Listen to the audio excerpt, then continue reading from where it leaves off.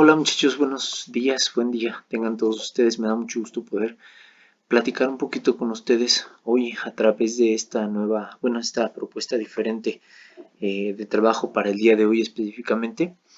El día de hoy, la clase del 21 de septiembre del 2020 en la materia de Introducción a la Gastronomía del Tecnológico de Estudios Superiores de Chimalhuacán.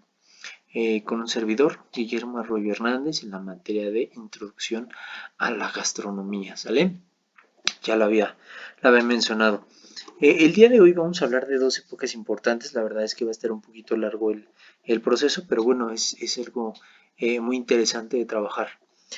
Vamos a revisar primero que nada todo lo que son los banquetes de la época moderna, ¿no? Hay un debate histórico entre definir lo que es época moderna, época actual, época contemporánea, ¿no? Entonces vamos a hablar por ahí de los siglos eh, desde el 13 hasta el 15 aproximadamente para hablar de la época moderna. Entonces, vamos a comenzar primero que nada con una zona importantísima para nosotros. Vamos a hablar de lo que es la situación de la zona conocida como Mesoamérica.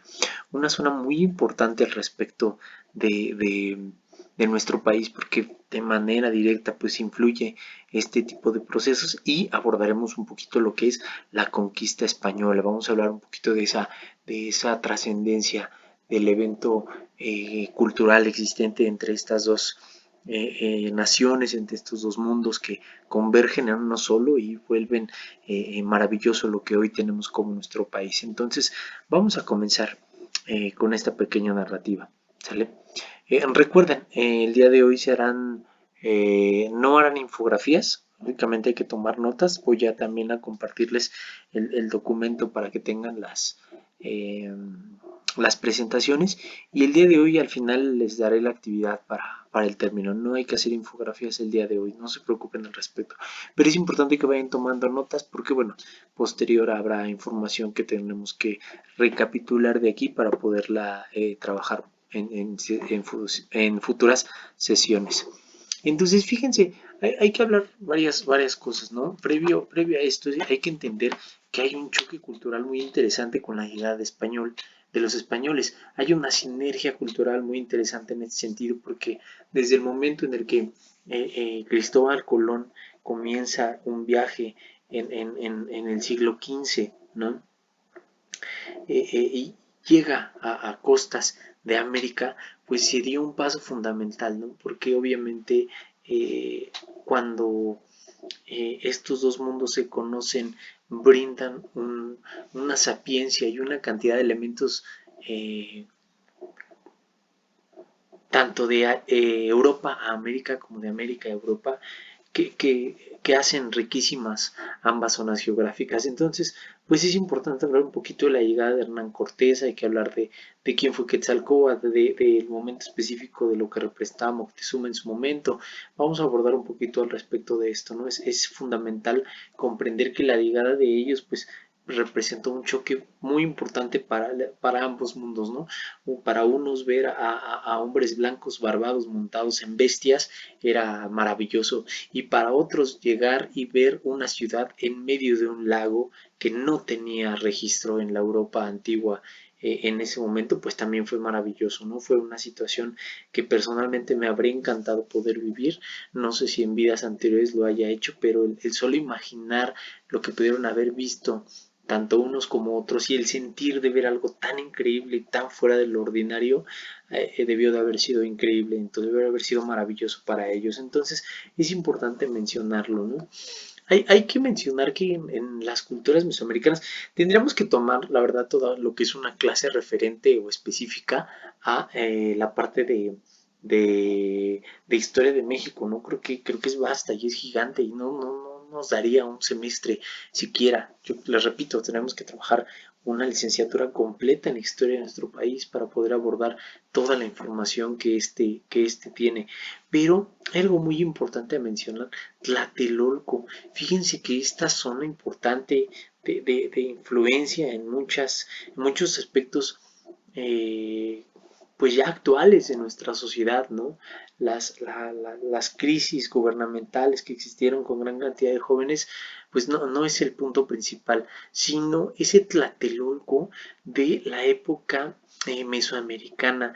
Es una zona maravillosa, es una zona increíble, fue una zona increíble porque era un mercado increíble, un tianguis maravilloso. ¿Por qué? Porque tenía una organización increíble y fantástica. La verdad es que en ese momento ya existían estos espacios como existieron en todo en la historia de la humanidad y en todas. Obviamente no digo que solo hayan existido aquí, no, en todas las naciones y en todas las culturas existieron estos lugares donde se comerciaba, donde se compartía, donde se vendía, donde se canjeaban diferentes elementos de primera necesidad y consumo. México no fue la excepción, obviamente estamos hablando de Mesoamérica y obviamente tenemos a Tlatelolco, ¿no?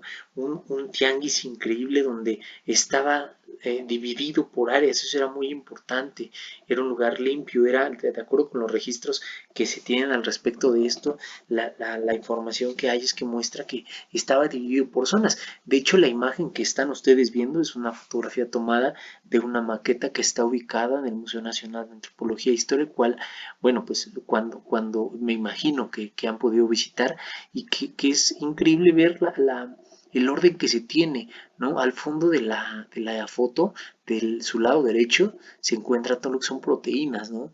Lo que se consumía en ese momento, lo que eran los tlacuaches, el venado, en fin, ¿no? Y posterior se va modificando conforme los pasillos o la organización del mercado. Entonces, era una zona increíble, una zona maravillosa. La verdad es que era uno de los mercados que en ese momento, uno de los tianguis que en su momento mayor cantidad de visitantes tenía por la gran cantidad de productos que podía llegar a encontrar. Eso era fundamental, ¿no? Ahora, ¿cuál eran estos alimentos importantes, ¿no? Que eran parte de la dieta necesaria del personaje del centro del país, y no solo del centro del país, porque también en lo que era el sur, oriente, occidente, poniente, en esas zonas también se consumía, ¿no? Es importante mencionar que dentro de este conjunto nosotros tenemos algo que llamamos, que hoy en día ya tiene ese nombre, que es la trilogía de la cocina mexicana, ¿no? Hablamos del maíz, hablamos del frijol y hablamos del chile, esos tres elementos fundamentales que de norte a sur, a donde vayas, a donde te pares a comer, los vas a encontrar, tal vez con diferentes texturas, diferentes técnicas, diferentes familias de granos y de estos elementos, pero los vas a encontrar en todo México, ¿no? Entonces, obviamente, parte de los elementos, pues era la tortilla, un elemento que es básico para nosotros como mexicanos. Lo llegamos a platicar en sesiones previas, ¿no? Hablábamos un poquito de la importancia que tiene esto y cómo es el mexicano tan celoso y tan cuidadoso de la tortilla que come, ¿no? De que no cualquiera come la tortilla de cualquier negocio, valga la expresión, ¿no? Pero platicábamos también en otras sesiones como hay familias que solo comen tortilla del día, ¿no? No comen tortilla recalentada, o hay familias que tienen muy marcados sus hábitos de compra de la tortilla, ¿no? Es decir, saben a qué tortillería ir, donde no se hace dura, donde el sabor del nixtamal es el correcto. Mamá, papá, quien haga las compras en casa, siempre sabe en qué momento ir, ¿no? Y de inmediato identifica si no compramos las tortillas donde nos mandaron, porque es muy celoso de esto, ¿no? Es un elemento fundamental por obvias razones, porque viene desde esa época, ¿no? Viene de esta zona, te repito, desde épocas muy antiguas, antes de la llegada de los españoles ya lo consumíamos, ¿no? El maíz ha sido importantísimo en este sentido. Obviamente los tamales. Esta zona, esta es interesante ver cómo en toda la región de Mesoamérica existía el proceso de cocción de la masa y la incorporación de algunos otros elementos a través de una cocción por vapor, ¿no? Era fantástico poder ver esto, era increíble poder identificar este tipo de cosas y ver cómo a la fecha lo seguimos revisando, ¿no? Desde la zona no sé si llamarla Centro Norte, hablar de San Luis Potosí, hablar de estos estados magníficos con gran humedad, con gran cantidad de elementos maravillosos para poder cocinar, donde encontramos tamales como el zacahuil, ¿no? Increíble, delicioso. Tenemos la zona centro, que la zona centro pues se caracteriza específicamente por estos alimentos, ¿no? Utilizando un poquito más lo que es el totomostle, ¿no? La hoja del maíz como tal, seco, o yéndonos al estado de Michoacán, donde encontramos las corundas, o yéndonos al estado bueno, la zona de la península, donde tenemos la cochinita pibil. No es como tal un tamal, ¿no? Pero bueno, el uso de la penca en la cocción al vapor y la brasa, pues por ahí funciona. Entonces, sí es fundamental comprender esto, ¿no? Que en todo el país encontramos tamales en diferentes elementos, ¿no? Diferentes formas, tipos, tamaños, colores, sabores, y eso es fundamental. También existía un gran consumo de proteínas, ¿no? Carnes y aves que estaban un poquito más dictaminadas hacia la zona, o sea, hacia el perfil de la alta sociedad, ¿no? De la socialité. Y bueno, había diferentes opciones, lo vamos a ver más adelante, asadas, cocidas, en salsa. Y aparece algo muy importante, aparece algo que hoy conocemos como la entomofagia. ¿Qué es la entomofagia? La entomofagia es esta disciplina maravillosa que se tiene acerca del consumo de insectos. Las diferentes culturas mesoamericanas de nuestro país, llámese toltecas, llámense tlaxcaltecas, llámense mayas, llámense zapotecas, llámese mexicas o aztecas, llámese olmecas, cualquiera de ellos, había registro de consumo de insectos en su cotidianidad, que dependía obviamente mucho de la zona geográfica y de las condiciones climáticas del lugar donde estaban asentados, pero en todos había una gran cantidad de consumo de insectos, porque se dieron cuenta que era un alimento, y hoy en día, por situación de tecnología, pues lo sabemos. Sabemos que es un alimento con gran cantidad de aporte nutrimental. En su momento ellos se dieron cuenta de ello sin necesidad de realizar una investigación, una documentación como hoy la conocemos, ¿no?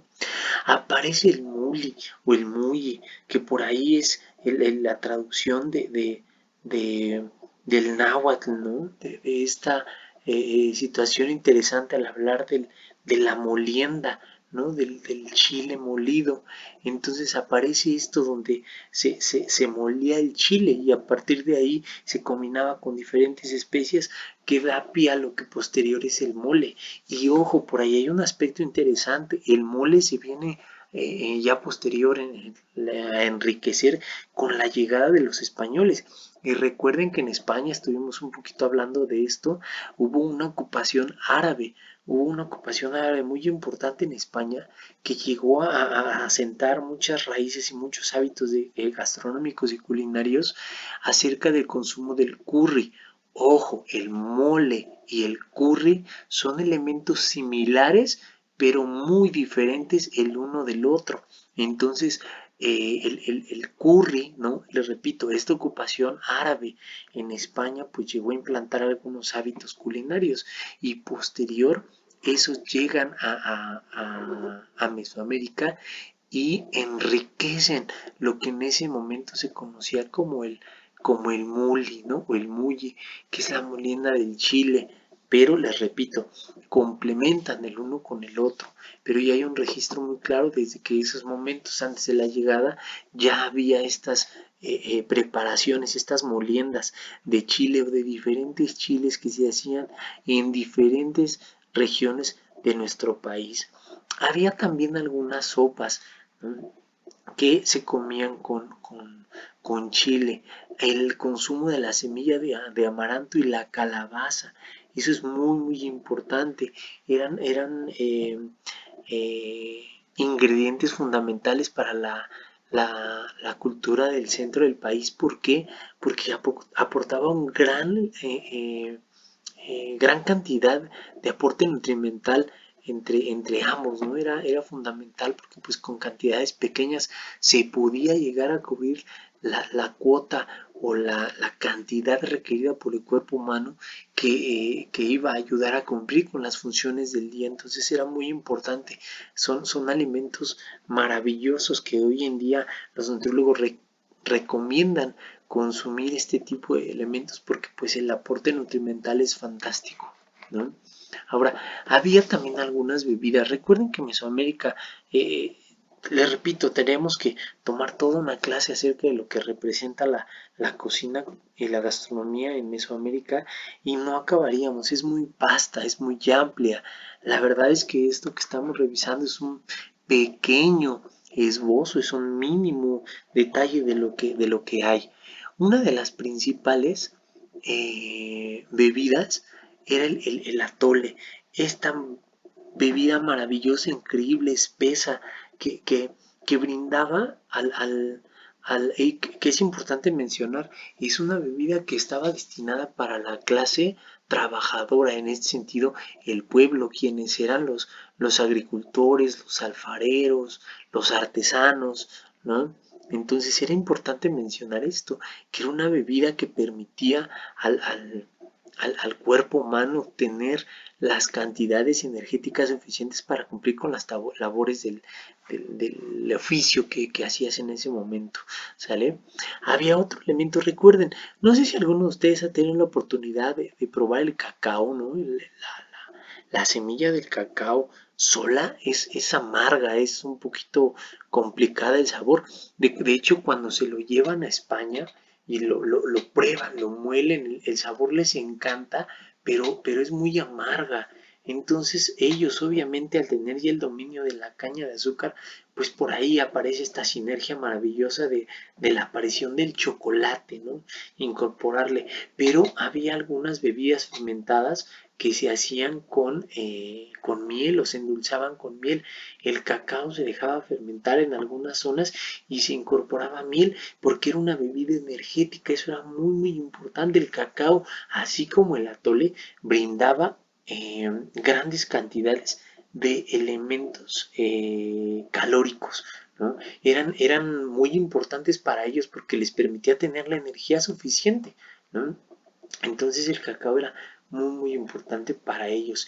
Otra, que de hecho por ejemplo este tipo de bebidas se dan mucho en la península, ¿no? Se da mucho en la península este tipo a diferencia de la siguiente, que es el pulque se da más, el pulque slash, ahí me faltó una diagonal, aguamiel, ese se da en mayor medida en el centro, norte, centro del país, ¿no? Encontramos lo que es el estado de Hidalgo, algunas zonas de Guanajuato hace mucho tiempo, pero principalmente en el centro del país. Y era una bebida muy, muy importante, hablamos específicamente de la cultura azteca o mexica, y que no tenía o no se les permitió un acceso a todos. Era una bebida muy restringida en ese momento, pero que tenía, les repito, un sinfín de propiedades, ¿no? Y frutas fermentadas por ahí. Hoy conocemos el tejuino, una bebida increíble del occidente de nuestro país, Guadalajara, bueno, Jalisco, Colima, ¿no? El sur de Sinaloa, son bebidas icónicas de la zona, que es un fermentado del maíz. El maíz se ponía en agua, se comenzaba a fermentar y recuerden, todo proceso de fermentación comienza a generar azúcares, y las azúcares a través de esto, pues bueno, a través de este proceso de fermentación, las azúcares naturales comienzan a transformarse y comienzan a generar un grado etílico en este sentido. Entonces, pues por ahí al maíz le pasaba. Si no lo han probado, investiguenlo, revísenlo. Es muy bueno, vale mucho, mucho la pena. En la península, les repito, perdón, en Occidente, es decir, hablamos de estos estados como Jalisco, como Colima, como Sinaloa, en verano es una bebida muy, muy socorrida, muy consumida en la zona, porque es muy tradicional de esa área. ¿Ok? Ahora, en otras ocasiones hemos estado revisando los protocolos en algunos eventos, ¿no? Hablamos de los griegos, hablamos de los romanos, hablamos de los persas, y todos tenían ciertas normas, ciertos protocolos, ciertas reglas que había que seguir.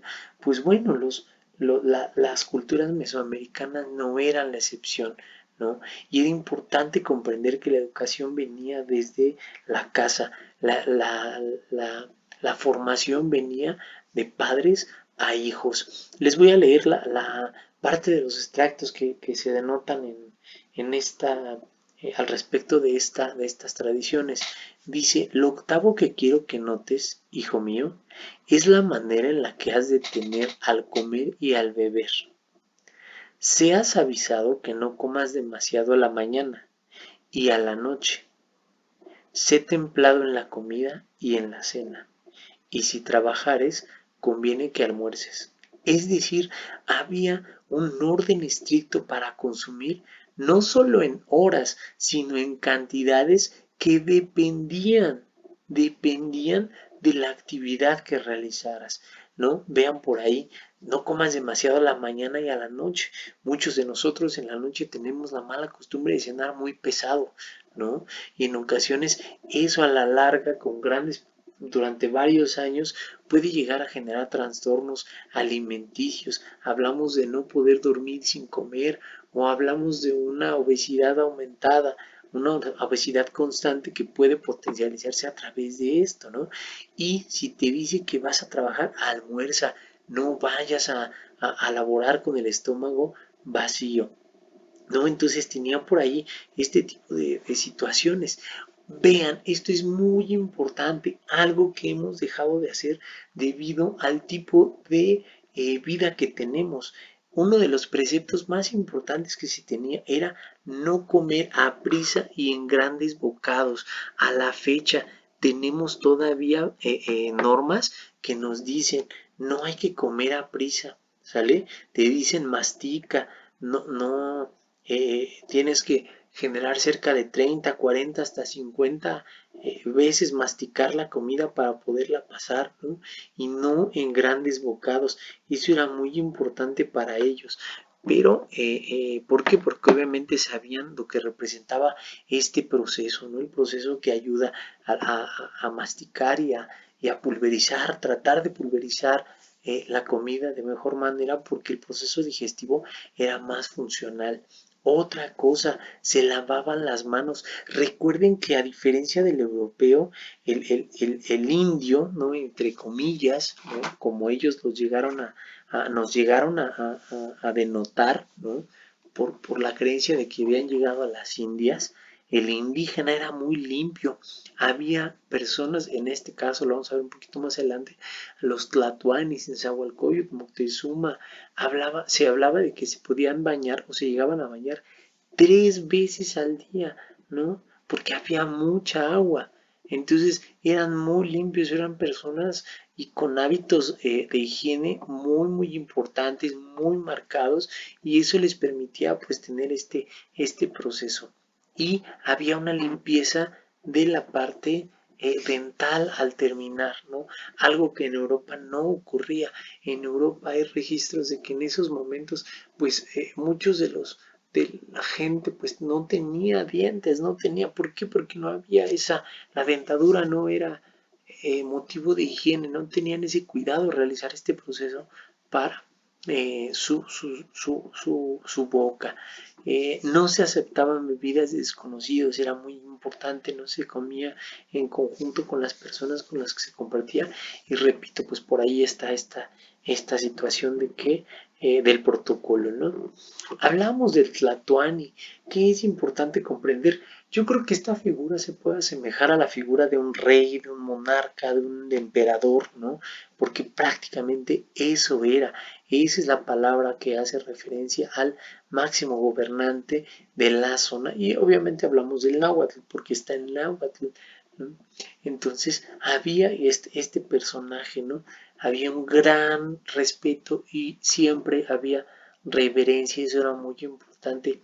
Se dice que en algunos banquetes, en algunas situaciones, porque obviamente no se le podía ver comer, cuando había una reunión, él comía detrás de una mampara hecha de oro. Eso era bien importante. Les repito, la verdad es que en ese punto México, bueno, no México, Mesoamérica era una región muy rica en muchos minerales y uno de ellos era oro.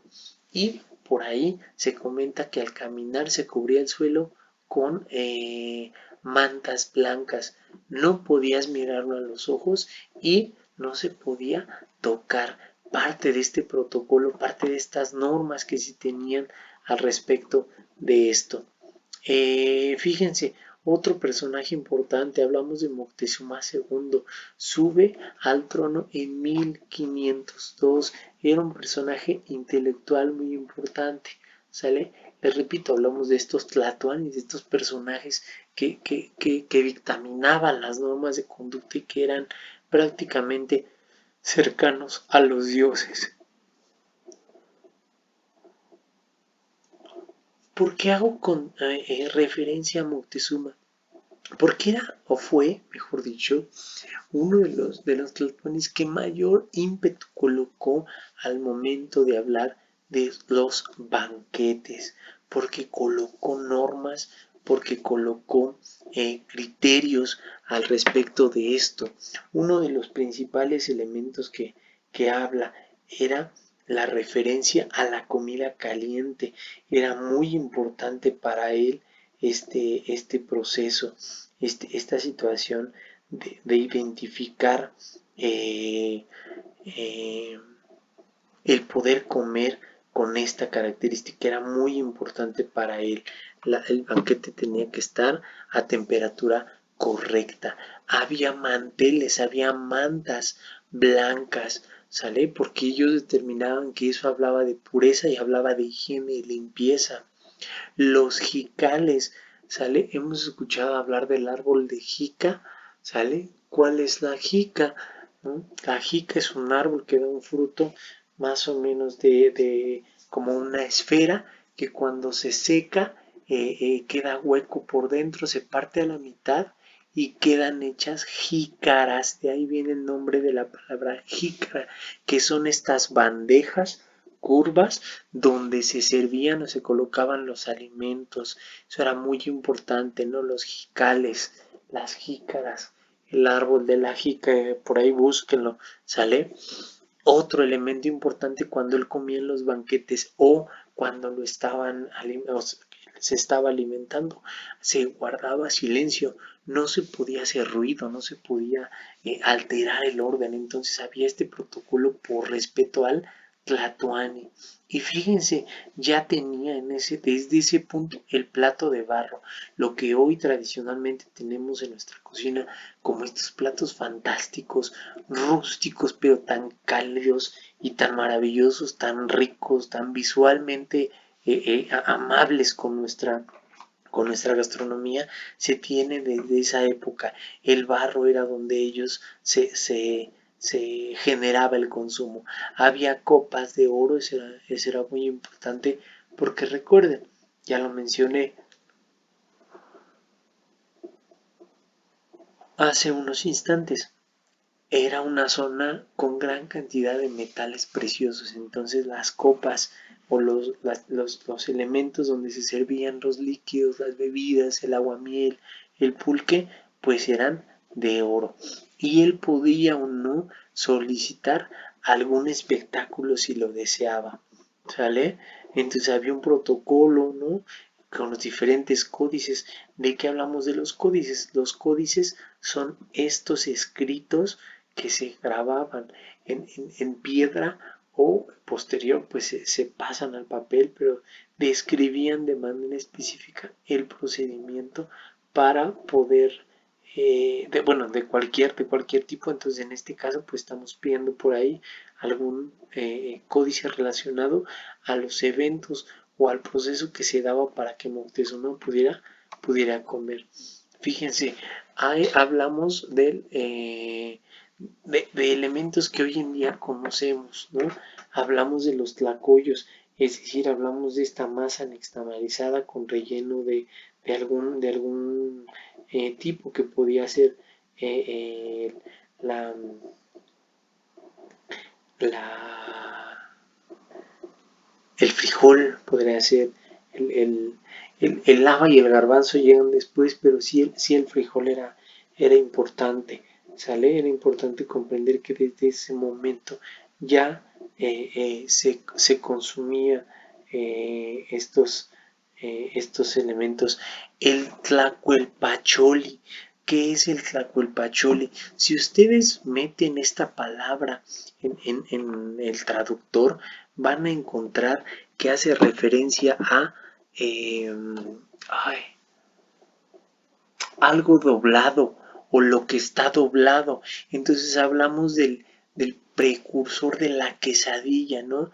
Algo que está doblado, hablamos de este elemento, tlacuelpacholi, que no era como tal un taco. Les repito, la traducción del náhuatl, palabras más, palabras menos, es algo que está doblado. Había sopa de hongos. Recuerden que México era una zona en diferentes zonas de nuestro país, pero hablamos, por ejemplo, de la zona boscosa, como lo es Michoacán, como lo es algunas zonas de Guanajuato, algunas zonas de lo que estamos hablando de Guerrero, estamos hablando de Tabasco, estamos hablando de Oaxaca, hablamos de zonas como Puebla, del mismo Veracruz, zonas con gran cantidad de vida o selva o bosque, ¿no? Y que donde había gran cantidad de oportunidad de crecimiento para el reino fungi. Hablamos de los hongos, ¿no? Y hablamos de cómo se consumían en ese momento y que eran muy importantes. ¿Ok? También mencionamos lo que son los tamales de hueva de pescado. Fíjense que en ese momento lo que hoy conocemos como el caviar ya se consumía en ese punto histórico aquí en nuestra zona, ¿no? El famosísimo michiote, este proceso de envolver y cocción a través del vapor en el michiote de pescado era importante.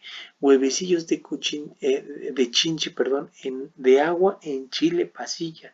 Eso también, les repito, este proceso de identificar, y entonces por ahí, se me olvidó por ahí poner el mapa, pero ¿cuál es la característica de las ciudades que crecen? Que estaban cerca de agua, ya lo habíamos hablado, ya lo habíamos revisado. Tenemos obviamente pues el lago de Texcoco en el centro del país, ¿no? Tenemos ríos, el Grijalva, el Usumacinta, tenemos ríos que alimentaron a estas zonas y obviamente tenemos la península de Yucatán con una gran cantidad de ríos subterráneos de agua dulce que le permitió a los mayas subsistir durante tanto tiempo.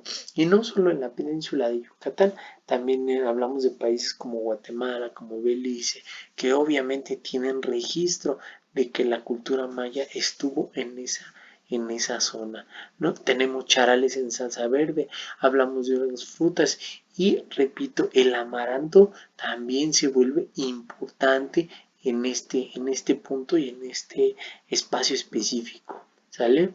Hablamos del tepezcuintle.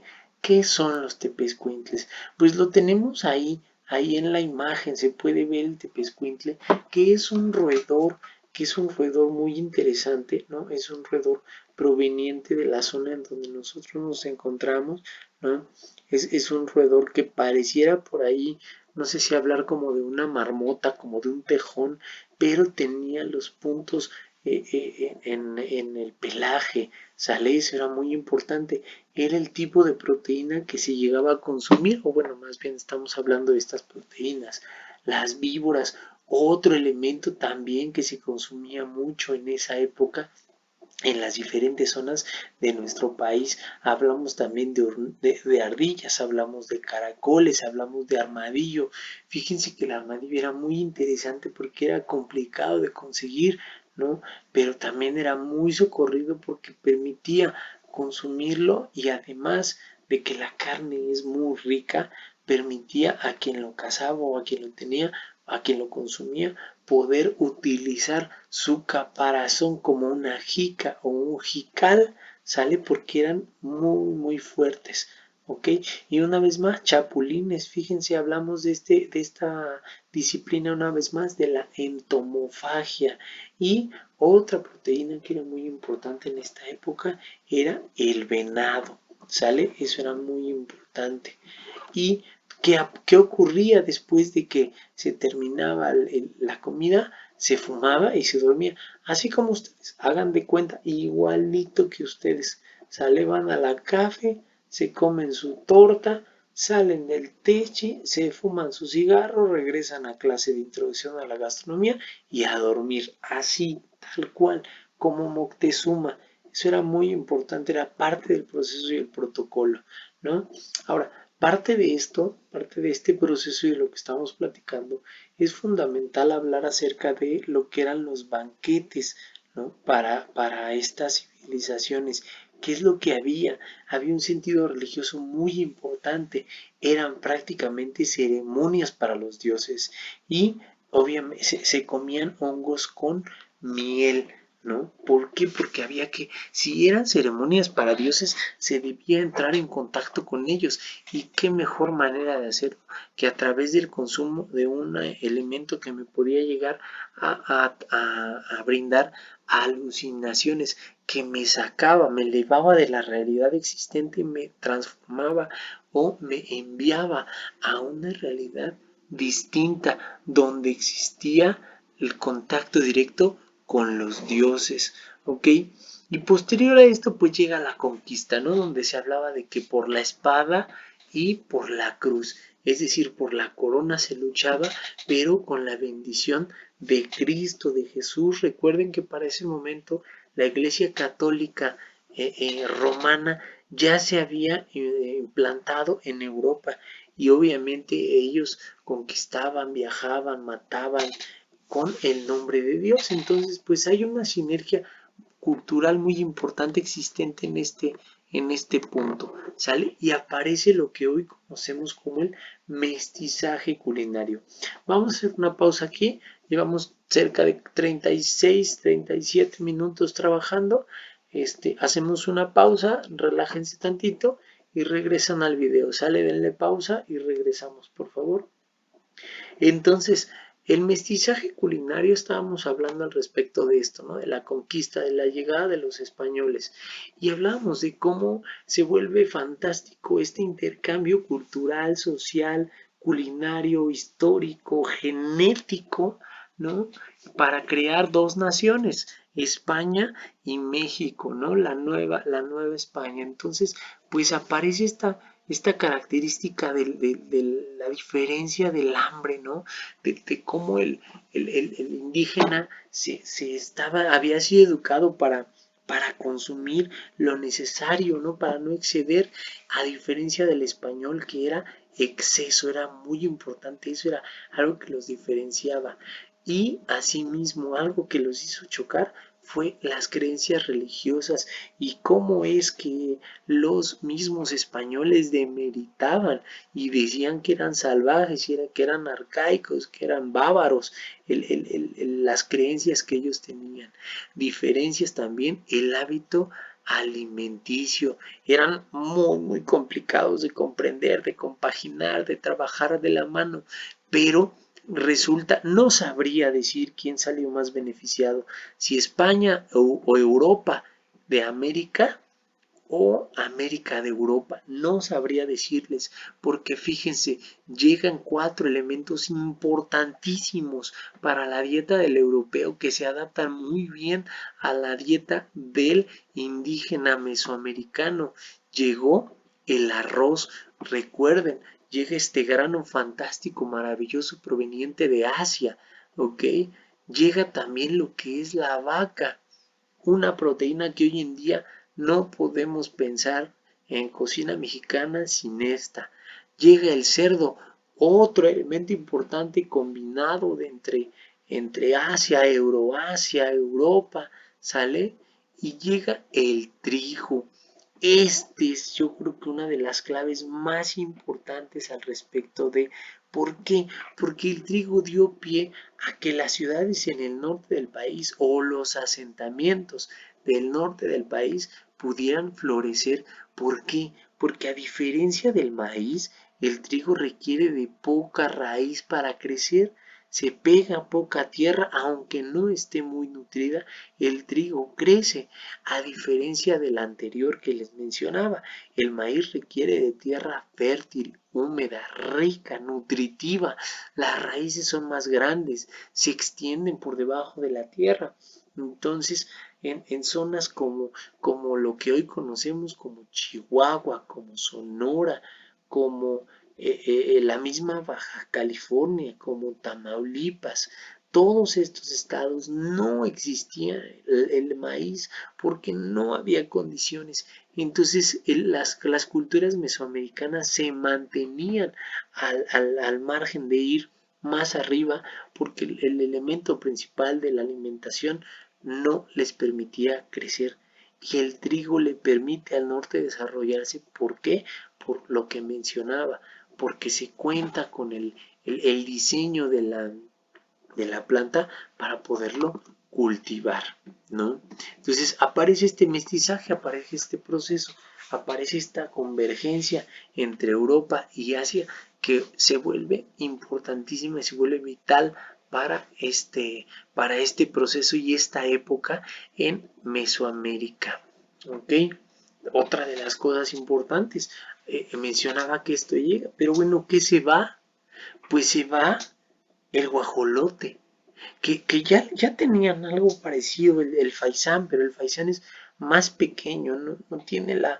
Y aparte el sabor del guajolote con la carne tan grande y tan jugosa, no lo aporta el, el, el pavo real o el faisán que se tenían en esas zonas. Entonces llega también allá el cacao, ¿no? Llega el cacao.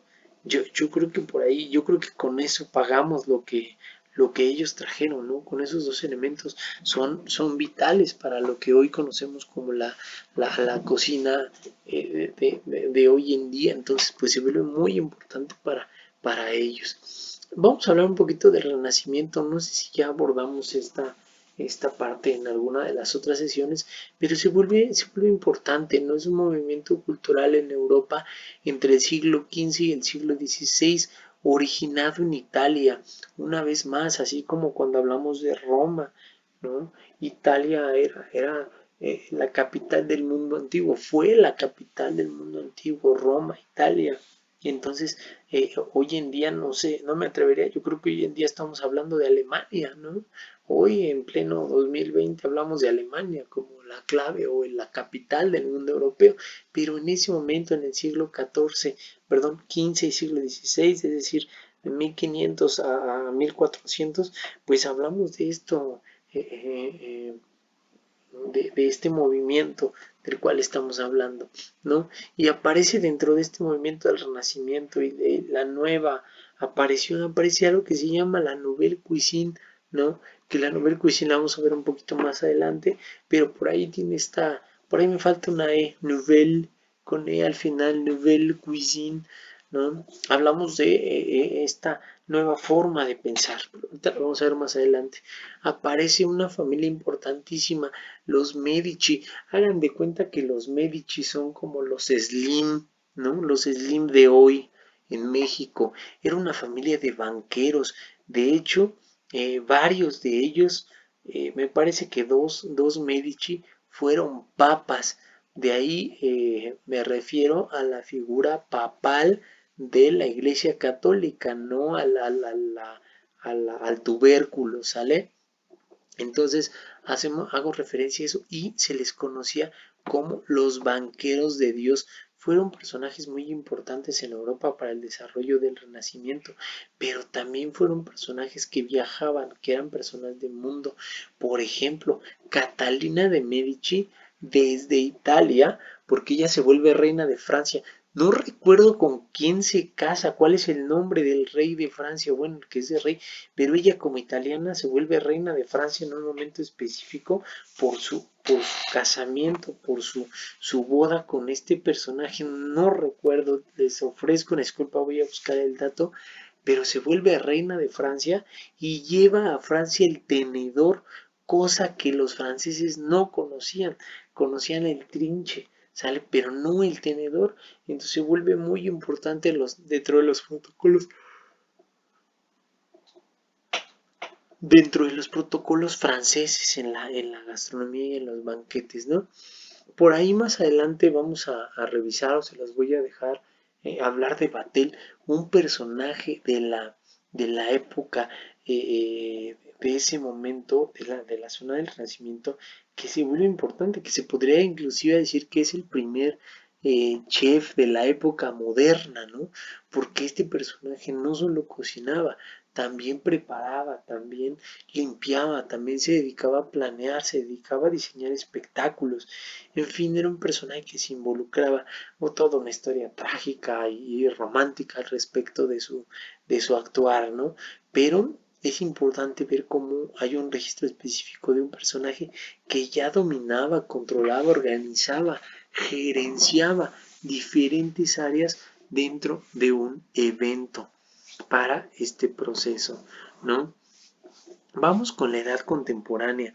Fíjense que la edad contemporánea, por ahí la imagen maravillosa, ¿no? La Revolución Francesa que se muestra ahí, ese despertar que tuvo la humanidad en, en, en el siglo XIX, ¿no? Al intentar abolir la esclavitud, las monarquías, porque aparece la Revolución Francesa y ¡pum! Como fichas de dominó comienzan a aparecer las demás revoluciones, la inglesa, la italiana, imagínense tanto que llegó a existir una revolución en nuestro país, ¿no? Donde se eliminaron lo que fueron los privilegios para los monarcas y se establecen repúblicas. Entonces, pues en ese sentido hay un cambio culinario, ¿no? Se habla de que se modifican estos elementos de una cocina pesada por una cocina ligera, natural y de gran calidad. Eso es bien importante. No se trata de cantidad, sino de calidad. Pareciera trillada la frase, pero así es. Influencias.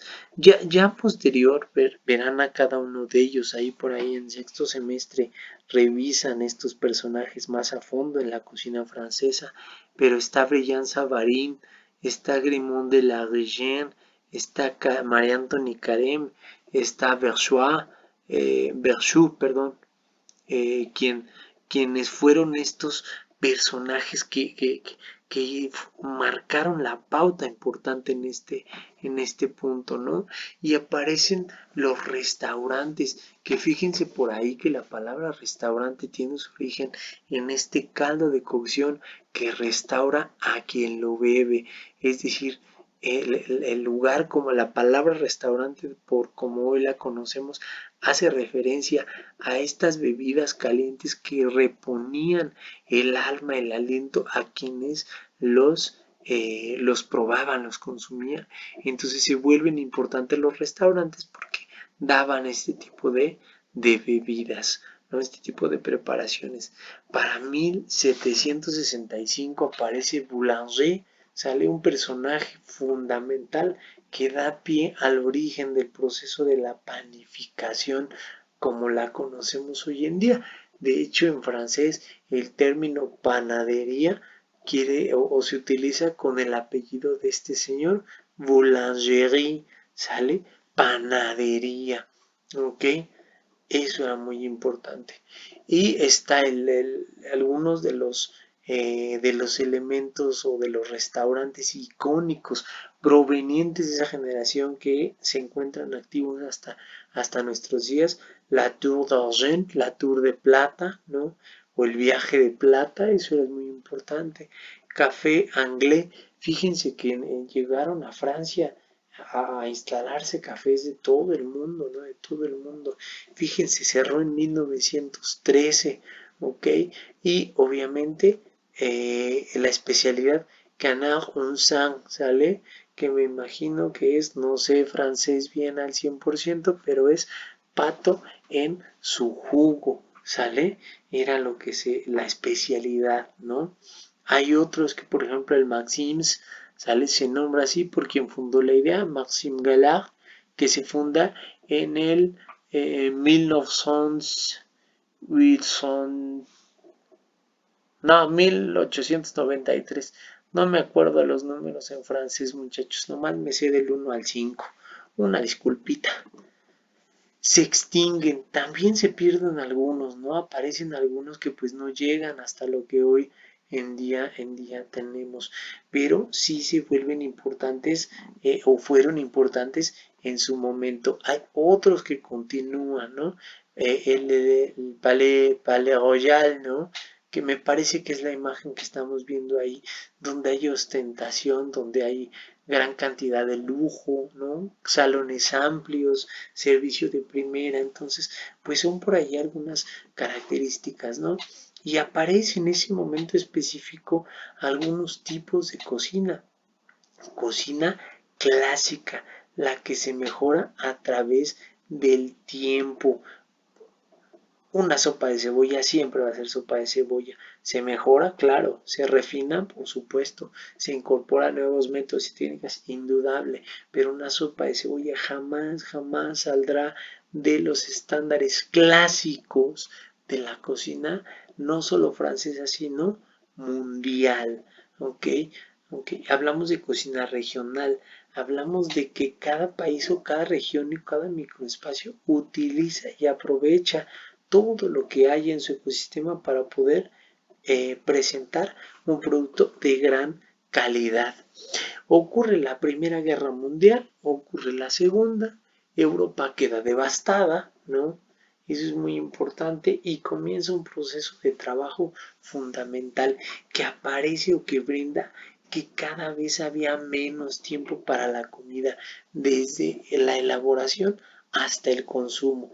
Entonces se vuelve importante este proceso. Ahorita lo retomo más adelante.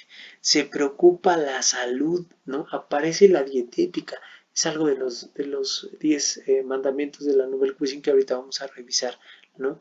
Ideal de belleza distinta a como se venía trabajando. Figura delgada y esbelta, tanto para hombres como para mujeres. ¿Cómo la podías conseguir? A través de cirugías que aún no se inventaban, ¿no? O en su defecto a través de la dieta, del consumo cuidadoso a través de la ingesta calórica cotidiana. Alimentos más ligeros y menor contenido calórico, lo acabo de mencionar. ¿Ok? Y ahora sí, aparece lo que es la Nouvelle Cuisine, un movimiento gastronómico que se da por ahí a finales del siglo pasado, donde los principios son emplear alimentos frescos y de primera calidad. La presentación sencilla, simple, según la inspiración del chef, ¿no? Pretende conservar el valor propio de los alimentos, no desjugarlos, no cocerlos, no marinarlos, no asarlos de más, no hornearlos de más, no trabajar salsas o elementos muy pesados. Se utiliza lo menos posible la harina y elementos grasos. Se preparan los alimentos en el momento. ¿Sale? Se trata de no tenerlos congelados, de no tenerlos guardados, sino de ser lo más fresco que te permita brindándole calidad al consumidor. Y nace en Francia después de los años 70, sale poquito después de mayo del 68, ¿no? ¿Qué querían? Querían simplificar la cocina, querían hablar de raciones pequeñas, ¿sale? Hay ocasiones o hay lugares que trabajan a nivel cuisine y no tienen raciones pequeñas, pero no pasa nada, al final del día era solo una forma de inicio, ¿ok? Y es que los grandes cocineros, ¿no?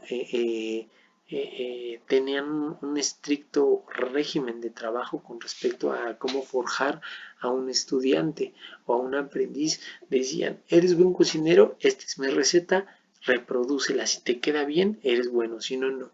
No había espacio para la libertad, todo era copiar recetas. No había espacio para la improvisación, no había espacio para el desarrollo, no había espacio para poder proponer, solamente se hacía lo que el chef decía. Entre algunos cocineros que inician este proceso, Michel Guérard, los hermanos Trigros, que por ahí el restaurante de los hermanos Trigros sigue activo, sigue estando vivo, sigue estando trabajando ahí junto a las vías como comenzó el sueño de tres franceses, ¿no? Alain Jourdain, Paul Bocuse, uno de los personajes importantes. A este lo tenemos que conocer sí o sí. Si no lo conocen, métanse, googleenlo, youtubeenlo, sale. Paul Bocuse es un grande de la cocina que nos dejó, pero que que pasó a mejor vida, pero que nos dejó un gran conocimiento en el sentido. Para 73 se hace un decálogo, es decir, se hacen como los 10 mandamientos, de hecho por ahí aparecen como los 10 mandamientos de la Nouvelle Cuisine, y hoy en día yo creo que el 90% de los cocineros trabajamos bajo esta línea. Entonces vean por ahí los 10 elementos de la Nouvelle Cuisine. No cocerás demasiado, utilizarás productos frescos y de calidad, aligerar la carta, no sé, evitarás adobos, no ignorarás la dietética, deberás ser creativo. Ahí aparece algo bien importante. Tienes que ser creativo para la Nouvelle Cuisine, tienes que proponer, tienes que inventar, no inventar, porque ya es complicado, pero sí tienes que visualizar algo distinto, algo que te caracterice, alguna propuesta que te pueda funcionar a ti. La imaginación era fundamental, ¿no? Se montaban los platos en la cocina, las raciones eran moderadas, presentación simpática, bella, agradable, sencilla, y el servicio es un poco menos formal de lo que se tenía contemplado en estas épocas medievales en Europa. La cocina actual, fíjense que aparece algo que se llama el posmodernismo, la llegada del internet, los medios digitales, el acceso a estos, pues provocó que cada vez tuviéramos menos tiempo para poder elegir, comprar, preparar, cocinar los elementos que se deberían hacer día a día, ¿no? La cocina actual habla de recetas tradicionales, respeto de las recetas tradicionales, conceptos, técnicas, hablamos de texturas, de sabores, de imagen, de colorimetría, de diseño de emociones, de promoción de venta, en fin, se vuelve muy, muy complicado la cocina actual, pero no por eso mala o diferente. Aquí hay dos conceptos muy importantes que surgen en la zona en la que estamos hablando, el fast food y el slow food. El fast food es una época que da origen en los Estados Unidos por la rapidez con la que se atendía. Recuerden que el fast food aparece por ahí en Europa, perdón, en Estados Unidos posterior a la Segunda Guerra Mundial, donde la mujer comienza a ingresar al mercado laboral y al estar en el mercado laboral le imposibilitaba poder invertir el tiempo necesario en sus comidas para ella y para su familia. Aparecen estos procesos, aparecen las cenas congeladas, aparecen las French fries estandarizadas, aparece la comida genérica, la comida rápida, porque no hay tiempo para lo demás. A diferencia del otro concepto, el slow food, que es una comida lenta, suave, rica, especiada, condimentada, que le permitía a la gente compartir esta al sentarnos o al sentarse en una mesa. ¿Ok? Aparece la cocina fusión, que son cocinas mixtas, cocinas que pueden tener un porcentaje alto, 70-30, 60-40, ¿sale? Donde una cocina domina un poco más que la otra, ¿no? Hasta llegar a hoy en día algo que conocemos como el total cooking o el construccionismo culinario, donde no solo cocemos por cocer, servimos por servir, sino ideamos, pensamos, analizamos, formulamos este proceso relacionado al sabor, gusto, texturas, aromas y el color, que puede ser tradicional o puede ser nuevo, puede ser diferente. Entonces sí es muy importante este proceso, ¿ok? Entonces aparece un conocimiento integral, global, que explique la cocina de un todo, por lo que se nutre, se vive y sobrevive, tan grande y extenso como la propia vida en la naturaleza, y que incluye el conjunto de las ciencias y de las artes. Es decir, en conjunto se cuadra, se identifica lo que es la técnica con la tradición, la costumbre y el elemento artístico de esto. ¿Sale? Aparece la cocina de autor, sello personal, un cocinero que crea, que desarrolla, que propone, ¿sale? Y aparece este personaje, un personaje importantísimo para la cocina de hoy en día. Hoy en día este señor es un referente para todos nosotros, fue el pionero de muchos elementos gastronómicos contemporáneos. Ferrer Adrià es quien nos lleva a la existencia. Entonces, para eso y en este sentido, vamos a trabajar la siguiente actividad. Como tarea, como actividad a entregar, es un reporte. Van a ver el largometraje que se llama Un día en el Bulli, el mejor restaurante del mundo. Les dejo el link en la descripción para que lo puedan visitar, lo puedan ir y revisarlo.